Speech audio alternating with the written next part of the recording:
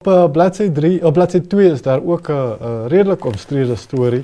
Dit gaan oor die kommunikasie, die owerheid vir kommunikasie hier in Namibië wat 'n pos geadverteer het en in die advertensie raai hulle aansoekers aan dat dit net vir vroue beskik is. Ja, ek moet vir jou sê ook hierdie is een van daai kwessies waar ek myself afvra wat is regverdigheid werklik? Jy weet, want ons werksmagopname van ek glo verlede jaar het getoon dat daar minimale bydraes van vroue is in die tegnologie sektor. Ja.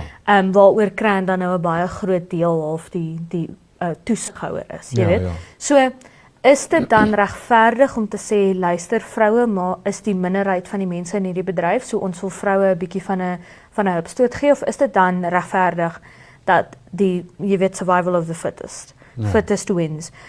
Want terselfdertyd, as 'n vrou nie die beste toegerus is om 'n sekere werk te doen nie, dan wil ek as vrou nie eens om dit doen nie. Ek is jammer, laat die beste ou dit doen.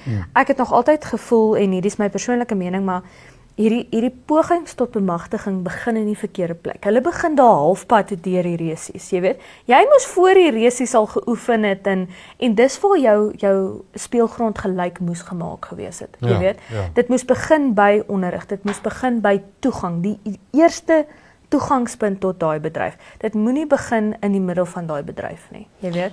Dis baie interessant, ja. Dis my, maar mens wonder soms, is dit nou werklik regverdig? Ek